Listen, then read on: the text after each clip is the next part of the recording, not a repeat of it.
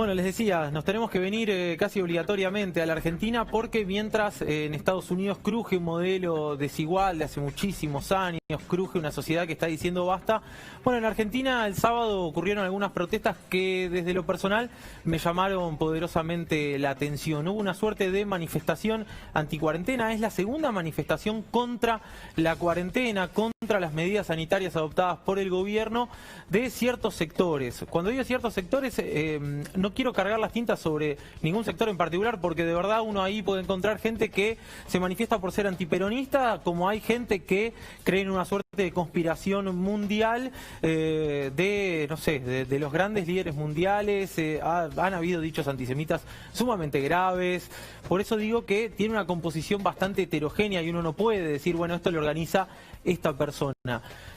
La verdad es que me impresionó mucho y no quería dejar de hacer aunque sea un breve comentario, porque la verdad es que mientras en los barrios de emergencia, mientras en los barrios populares, mientras en las villas de la ciudad, de la provincia de Buenos Aires, se está viendo cómo se evita el virus, estamos viendo una cantidad de contagios que realmente preocupa, mientras vemos cómo día a día la curva de crecimiento de casos crece a diario en Argentina, hay gente que realmente no termina de tomar dimensión de la situación y que tiene ganas de jugar un partido ideológico, una suerte de partido político, para ver si pueden sacarle algunos votos más, y en esto sí empiezo a hablar puntualmente a algunos dirigentes políticos de la oposición, si pueden rajunear algunos votos más, si pueden llegar a causar algún tipo de daño al gobierno.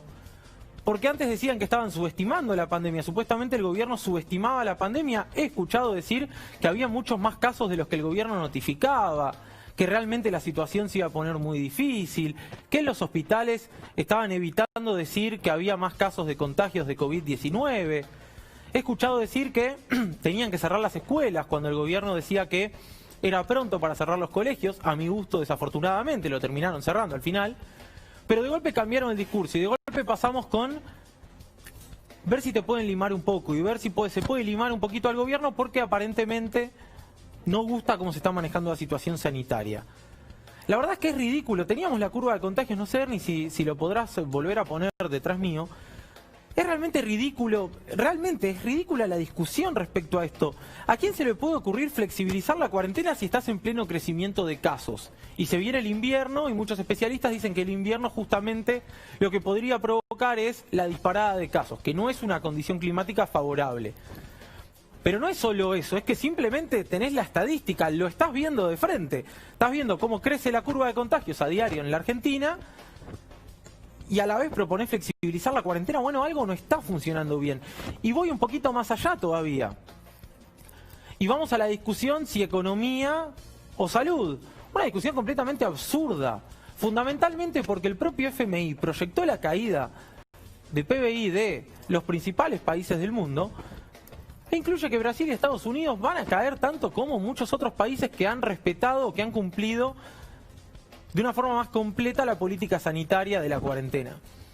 Entonces tampoco hay mucho sentido ahí. Y la verdad, acá tenemos las muertes por millón de habitantes, por ejemplo. Fíjate Argentina, 0,28. Y la verdad es que es algo que yo he dicho ya en este programa, y es que si estamos discutiendo si infectadura sí, si infectadura no, si tal o cual infectólogo dice que la cuarentena es larga, si es presidente el infectólogo o no, si estamos discutiendo eso, en definitiva, es porque la situación sanitaria por ahora no se descontroló. Porque si no, deberíamos estar discutiendo las condiciones de los hospitales, cuántos médicos se han contagiado, que por cierto los médicos el sábado estaban haciendo un reclamo sumamente legítimo que quedó completamente tapado por esta marcha anticuarentena. Y decía que no quiero ponerme a señalar o tal o cual sector, porque yo entiendo de verdad que hay mucha gente que la está pasando muy mal. Y creo que de verdad, así como hemos visto a muchísimos delirantes decir cosas realmente a mi gusto, sin sentido, creo que también hay mucha gente que de verdad no tiene un mango en el bolsillo, que los 10.000 pesos de la IFE tal vez no le alcanzan. Hay artesanos, hay gente que tiene un local gastronómico, otro que tiene un local de ropa, hay muchas pymes que están en peligro. Pero la discusión no puede ser abramos esos locales, abramos esos comercios, porque básicamente nadie va a ir a consumir. Eso no va a resolver el problema, lo va a agravar desde lo sanitario y desde lo económico no va a cambiar.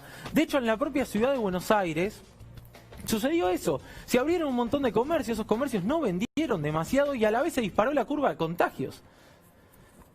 Entonces a mí me parece que la discusión es absolutamente falsa. No me parece que la discusión tenga que pasar por abrir la economía o no abrir la economía, sino sobre si las medidas del Estado son las correctas, llegan en el momento correcto y si alcanzan o no. La cuarentena no debería estar en discusión. Lo que sí podemos discutir son un montón de otras aristas que hacen al día a día y que están llevando a mucha gente a pasarla muy mal. Y nadie puede ignorar eso, y nadie se puede poner en contra de alguien que dice, loco, realmente la estoy pasando muy mal. Bueno, vamos a ver cómo continúa esto. Indudablemente la cuarentena aparentemente se va a extender, la situación en los barrios es sumamente preocupante, la verdad es una situación complicada.